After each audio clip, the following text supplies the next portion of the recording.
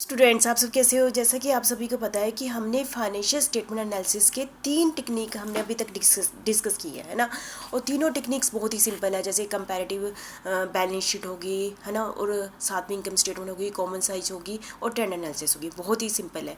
लेकिन जो हमारे जो ये एनालिसिस है किसके बेस पर है? फाइनेंशियल स्टेटमेंट के बेस पर है ना। तो जो फाइनेंशियल स्टेटमेंट की लिमिटेशन होगी तो नेचुरली इसकी भी लिमिटेशन होगी। जो कि फाइनेंशियल स्टेटमेंट क्या है? हमारी बैलेंस शीट है। यदि हम कहते हैं 2 बैलेंस शीट है ना, तो जो उनकी लिमिटेशन होगी नेचुरली है कि उसके एनालिसिस में भी वो आगे होगी।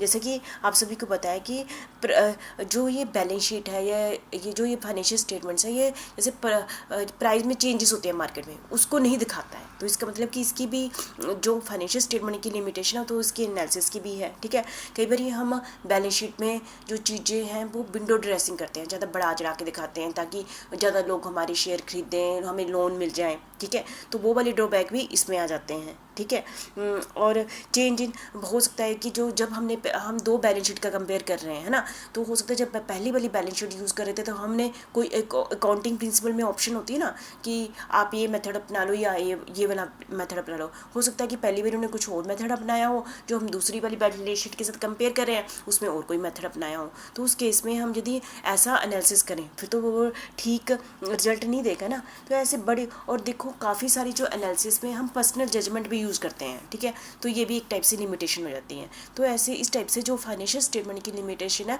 वो हमारी फाइनेंशियल एनालिसिस की भी आ जाती है फिर भी, है ना। तो हाँ हाँ, जैसे आप सभी को पता है हर एक चीज़, अच्छी चीज़ में कुछ ना कुछ चीज़ें निकली आती हैं कि हाँ इसकी लिमिटेशन है। ठीक है, और it is only A study of interim report. ठीक है, ये कहते हैं कि क्या है, रिपोर्ट ही है एक टाइप से।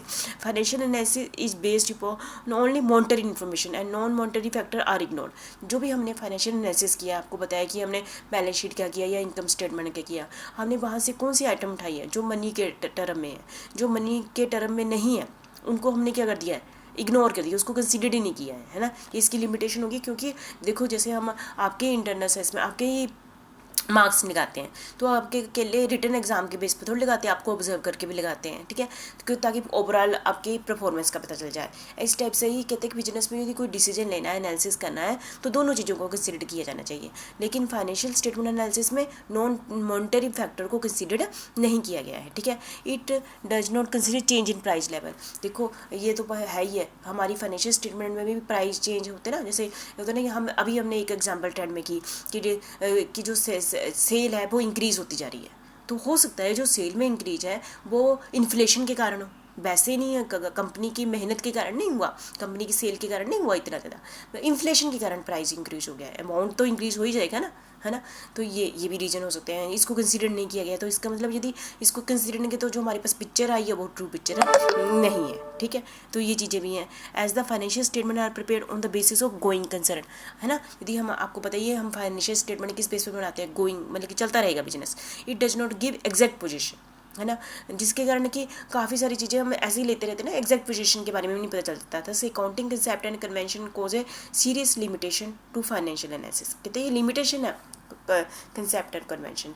Change in accounting procedure by firm में often make financial analysis misleading. बीच में हमने एक बैलेंस शीट में कुछ और मेथड यूज़ किए, दूसरे में कुछ और मेथड यूज़ कर लिए, तो वो क्या करता है, हमें ठीक सलाह नहीं दे, मतलब ना कंपेयर तभी किया जाता है ना, दोनों में सेम मेथड यूज़ किए हैं। तो इस टाइप से ये हमें मिसलीडिंग पिक्चर प्रोवाइड करता है। Analysis is only A mean.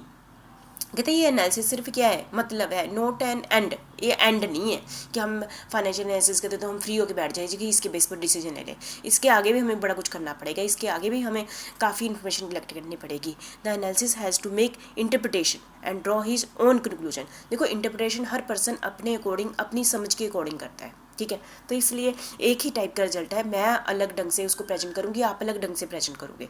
ये भी इसकी क्या बन जाती है, लिमिटेशन बन जाती है। डिफरेंट पीपल में interpret the same analysis in different way.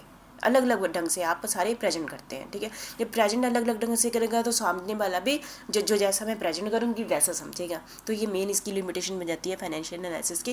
जैसे कि हम देख लेते हैं, तो कहते हैं it is difficult to interpret increase और डिक्रीज इन एनी आइटम। ये डिफिकल्ट है ये कहना कि इस आइटम में इंक्रीज हुआ है, डिक्रीज हो गया, जैसे एज ए परसेंटेज भी, एज ए डिस्क्राइब चेंज, है ना। For example decrease in cash, हम कहते हैं कैश कम हो गया, जिसके कारण हम सारे डिस्करेज हो जाते हैं। हम सोचते हैं कि पिछले साल के कंपेयर में इस साल कैश कम हो गया, ठीक है। इससे हमारी लिक्विडिटी पर इफेक्ट पड़ेगा, लिक्विडिटी मतलब कम हो जाएगी। हम सारे नेगेटिव वे में सोच रहे हैं, लेकिन हो सकता है कंपनी ने उस कैश को बड़े अच्छे ढंग से मैनेजमेंट कर दिया हो, कहीं अच्छे ढंग से इन्वेस्ट कर दिया हो, जिससे और भी इनकम आने लग पड़ी हो, but may be encouraging if it has been resulting out of better cash management. ठीक है, ये भी हो सकता है। सिमिलरली इंक्रीज इन इन्वेंट्री में result because of decrease in sale, है ना। हमारी बाई चांस हमारा स्टॉक बढ़ गया, क्यों बढ़ा स्टॉक? क्योंकि हमारी सेल डिक्रीज हो गई है, सेल कम होने से स्टॉक बढ़ी जाएगा, और because of necessary to maintain a minimum level of stock, है ना।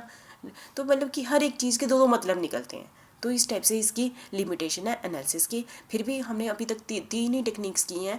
जो रेशो एनालिसिस है, जो हम आगे पढ़ेंगे, फंड फ्लो स्टेटमेंट, है ना, कैश फ्लो स्टेटमेंट, ये काफ़ी सारी इंप्रूवमेंट है, इसमें और ज़्यादा हमें डिटेल में इंफॉर्मेशन मिलेगी। चलो, ये बहुत ही इंपॉर्टेंट टॉपिक थे। इस चैप्टर तक हमने तीन ही किए हैं, कॉमन, कंपैरेटिव एंड ट्रेंड।